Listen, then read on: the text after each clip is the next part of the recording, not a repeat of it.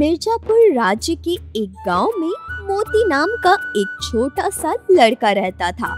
12 साल की उम्र में ही मोती के पिता गुजर गए थे। उसकी माँ सिलाई करके घर चलाती थी।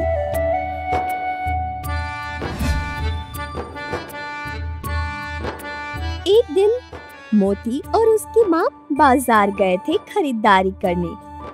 वापस लौटते समय वो देखते हैं। हट जाओ सब लोग, महाराज आ रहे हैं, हट जाओ सामने से, हटो। माँ देखो कितना सुंदर घोड़ा है, मैं भी घोड़े पे चढ़ूंगा। माँ चुप चुप, ऐसी बातें नहीं करनी चाहिए। चल घर चल।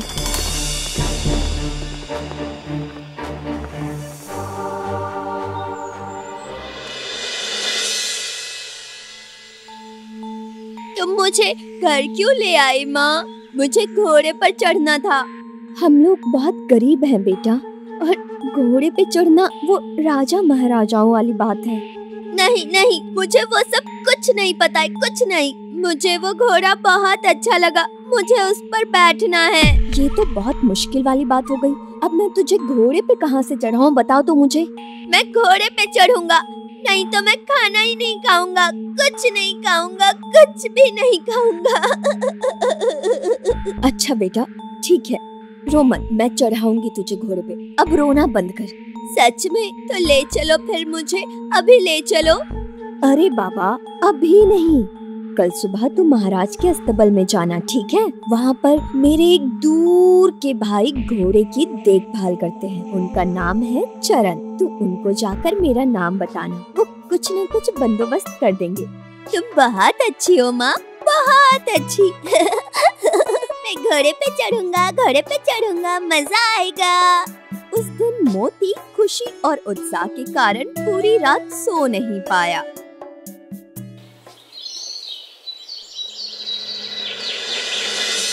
अगले दिन सुबह होते ही मोती महाराज के अस्तबल में पहुंच गया। वहां जाकर चरण को ढूंढकर अपना परिचय दिया और अपनी इच्छा उसके सामने जाहिर की। क्या बोल रहा है मोती? तू घोड़े पर चढ़ेगा? किसी ने देख लिया तो पता है ना तुम्हें क्या होगा। क्या होगा मामा? बस घोड़े पे तो चढ़ना है, थोड़ा सा चढ़ा दो ना मामा। सुन, महाराज बहुत ही गुस्सैल और अहंकारी है। उनको अगर पता चला कि उनके घोड़े पर तूने सवारी की है तो वो तेरा और मेरा दोनों का गला ही काट देंगे। कुछ नहीं होगा मामा, किसी को पता नहीं चल पाएगा। मैं थोड़ा सा चढ़कर तुरंत उतर जाऊंगा। अच्छा ठीक है, जब इतनी बार बोल रहा है तब चढ़ा देता हूँ, लेकिन ध्यान रखना घोड़े को दौड़ाना मत और ज्यादा दूर मत जाना। आप बिल्कुल चिंता मत करो मामा, मैं बस पास से ही आ जाऊंगा।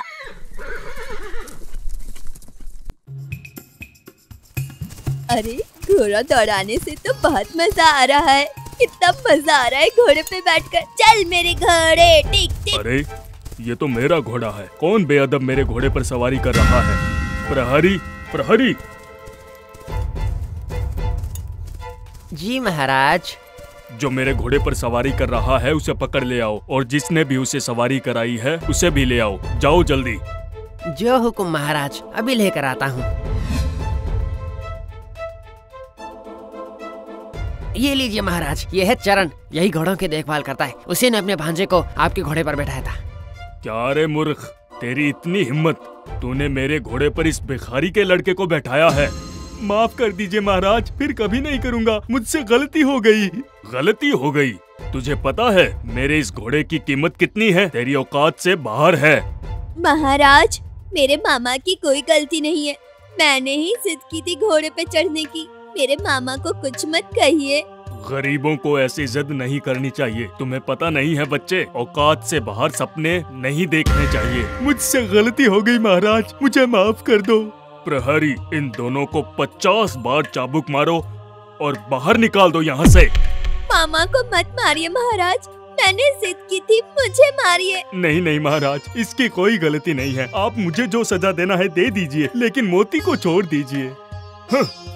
सुन मोती, तुझे इस राजमहल के आसपास आने की जरूरत नहीं है, और चरण, तुझे भी आज से काम पर आने की जरूरत नहीं। ऐसा मत कीजिए महाराज, आपके पैर पड़ता हूँ। हम लोग गरीब हैं, ऐसे तो हम भूखे मर जाएंगे। दया कीजिए महाराज, दया दया कीजिए। तुम लोग गरीब हो, ये बात मेरे घोड़े पर चढ़ने से पहले याद रखनी चाहिए थी ना। प्रहरी, ले जाओ इन दोनों को यहाँ से। चल चल यहाँ से। मंत्री, ये भिखारी का लड़का जिस घोड़े पर बैठा था उसे भी निकाल दीजिए। मुझे नहीं चाहिए वो। निकाल दो उनको भी यहाँ से। अहंकारी राजा के आदेश से चरण और मोती को 50 चाबुक मारकर महल से बाहर निकाल दिया गया और साथ में निकाल दिया गया उस घोड़े को भी। दुखी मन से मोती और उसके मामा घर लौट आए।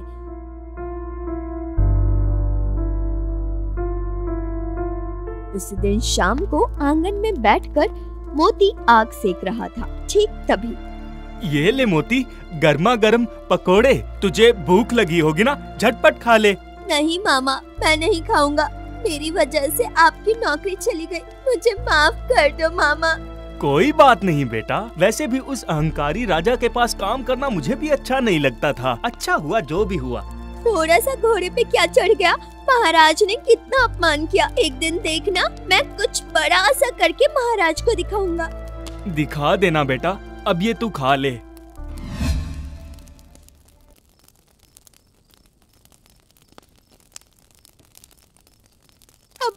अब आप क्या करेंगे मामा? देखता हूँ क्या कर सकता हूँ। काम तो ढूंढना ही पड़ेगा ना।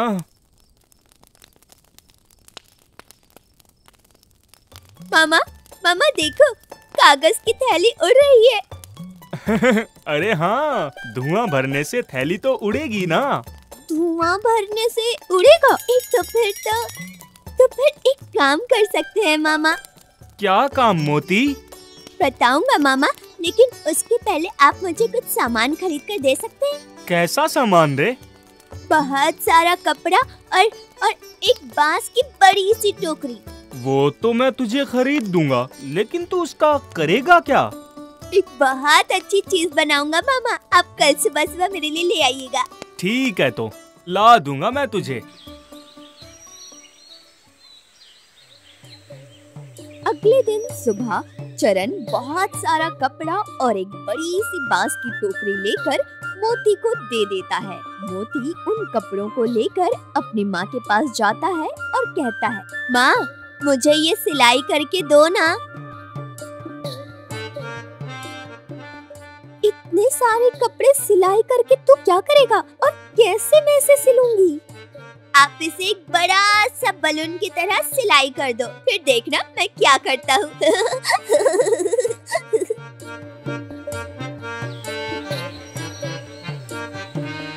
मोती के कहने के मुताबिक उसकी माँ एक बड़े से गुब्बारे की तरह कपड़े को सिलाई कर देती है। फिर उस बड़े गुब्बारे को रस्सी की मदद से टोकरी के साथ बांध देता है मोती। फिर एक दूसरी रस्सी से टोकरी को उस रस्सी की दूसरी तरफ एक खूंटे से बांध देता है। तू ये क्या कर रहा है? मुझे तो कुछ भी समझ में नहीं आ रहा है। अभी सब समझ में आएगा मामा, लेकिन उसके पहले आप कुछ लकड़ी और एक टीन का जुगाड़ कर दो। मैं भी अपने कुछ दोस्तों को बुला कर लाता हूँ। कुछ देर बाद चरण एक लकड़ी और टीन लेकर आता है और मोती भी अपने दोस्तों को बुलाकर ले आता है। चिंटू, पिंटू, तुम लोग कपड़े को खींच कर पकड़ना।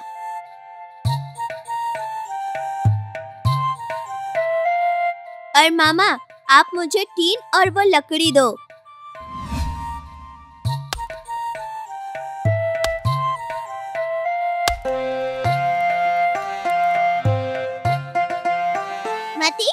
मती, तू ये क्या बना रहा है? अरे, तू ये आग क्यों जला रहा है? कपड़े में आग लग जाएगी। कुछ भी नहीं होगा, तुम सिर्फ कपड़े को खींच कर रखो।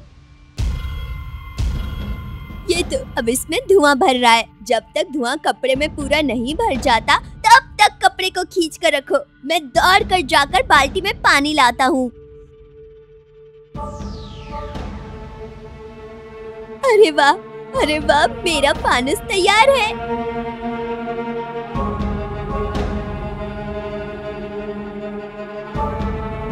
चलो अब चलकर उस टोकरी में बैठा जाए।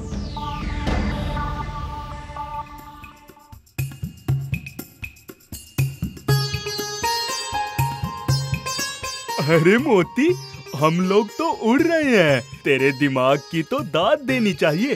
बाप रे, मैं तो सोच भी नहीं सकता ये। सच में हम लोग तो पंछी की तरह उड़ रहे हैं।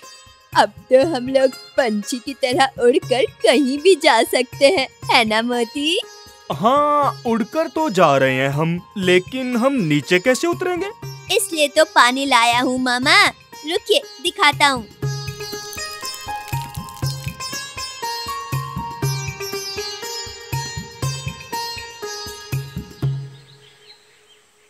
अरे वाह, तेरा दिमाग तो बहुत तेज है रे मोती। सबको कैसा लगा बताओ? हमारे महाराज का घोड़ा तो उड़ भी नहीं सकता, लेकिन मेरा फानुस उड़ सकता है। एकदम सही कहा मोती। मेरे दिमाग में एक जोरदार तरकीब आई है। क्या तरकीब मामा? देख, सब लोग नदी नाव से पार करते हैं। अगर हम लोग फानुस से करवाएंगे तो हमारे पैसों की दिक्कत भी दूर हो जाएगी और सब लोग फानुस पर चढ़कर नदी को पार भी कर पाएंगे। अच्छी तरकीब है मामा। ठीक है, यही करेंगे हम लोग।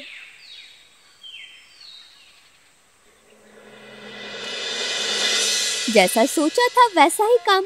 अगले दिन सुबह सुबह मोती और चरण नदी किनारे अपना फानुस लेकर पहुंच गए और सबसे कहने लगे, हमारा फानुस चढ़ोगे तो नदी पार करोगे उड़ के। आओ आओ, जल्दी आओ, कौन कौन उड़ना चाहता है?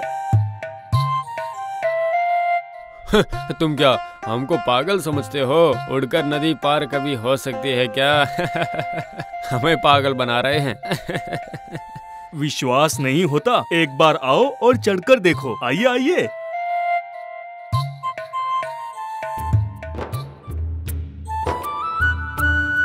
अरे अरे अरे, हम तो सच में उड़ रहे हैं, है ना? सच में उड़ रहे हैं, सच में। अरे, ये तो सच में अविश्वसनीय बात है मोती। सच में तेरे दिमाग की तो तुलना नहीं है रे। इस तरह मोती अपने बनाए हुए फानुस पर बैठाकर गांव वालों को नदी पार करवाने लग गया। इसने तो नाव से भी बहुत ही जल्दी पहुंचा दिया है हमें। वो भी उड़ उड़ के। वाह वाह वाह वाह वाह वाह। ये लो मोती, नाव से पार करने के लिए 50 पैसे लगते हैं और मैं तुम्हें पूरा 1 रुपया दे रहा हूँ। एक दिन ये बात राजा को पता चल गई। मंत्री, सुना है इस राज्य में लोग उड़कर नदी पार कर रहे हैं। जी सही सुना है महाराज। इस राज्य का एक बच्चा और उसके मामा ने मिलकर मनुष्य को उड़ाने वाला फानुस तैयार किया है राजा मशाई। उस फानुस में बैठाकर लोगों को उड़ा उड़ा करके वो दोनों नदी पार करवा रहे हैं महाराजा। राज्य के सब गरीब भिखारी उड़ रहे हैं और मैं इस राज्य का राजा होकर भी उस फानुस पर नहीं चढ़ पा रहा हूँ। मंत्री। जी महाराज। उन मामा भांजे को अभी राज्य सभा में हाजिर करो। अभी लेकर आता हूँ महाराज।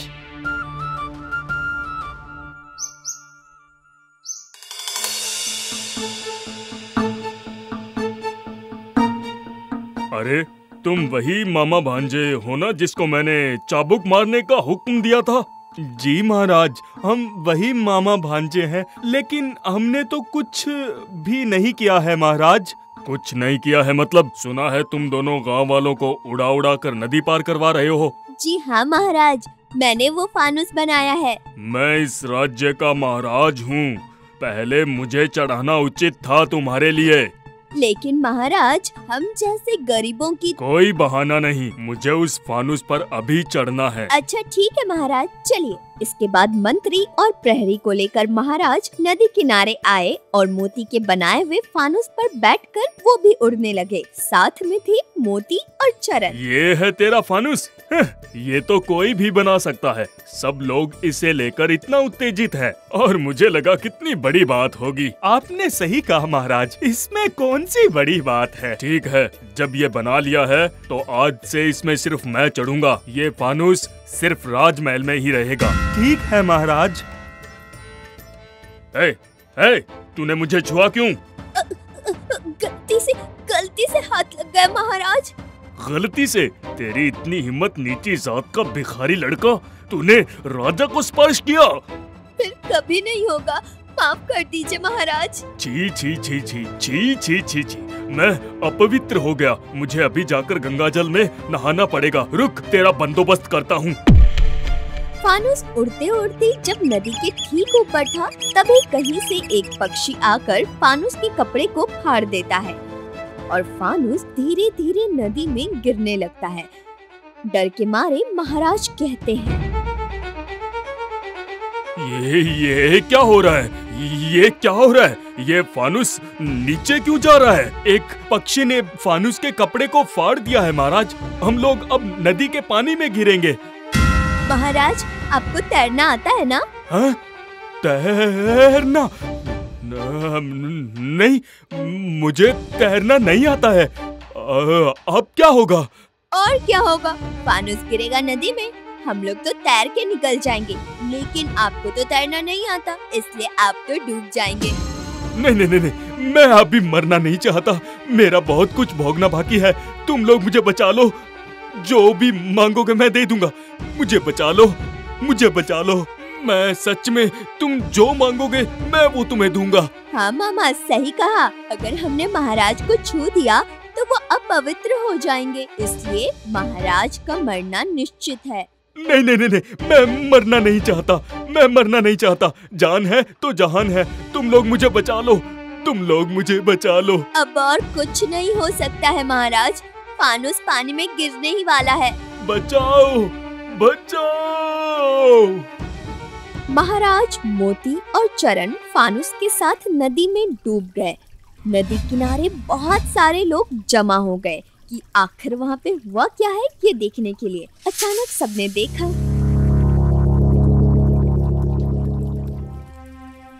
पानी में पूरी तरह से भीगे हुए 3 लोग नदी से बाहर आ रहे हैं। पास आने से पता चला ये तो महाराज मोती और चरण हैं।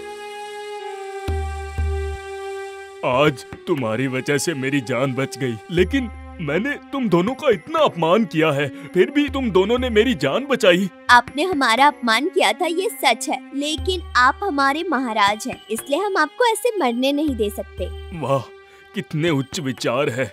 आज अगर तुम्हारे ऐसे विचार नहीं होते तो शायद मैं इस नदी के पानी में डूबकर मर जाता। लेकिन हाँ, आज शायद डूब के नहीं मरा, लेकिन मेरे अंदर का अहंकार, मेरी गलत सोच मर गई। तुम्हारा धन्यवाद, तुम्हारा धन्यवाद मुझे सही राह दिखाने के लिए। तो क्या आज से मेरे मामा आपके पास काम कर सकते हैं महाराज? जरूर कर सकता है। और सिर्फ तुम्हारे मामा ही नहीं, तुम भी आज से मेरी राजसभा में मेरे परामर्शदाता के रूप में रहोगे, क्योंकि तुम्हारी बुद्धि अतुलनीय है।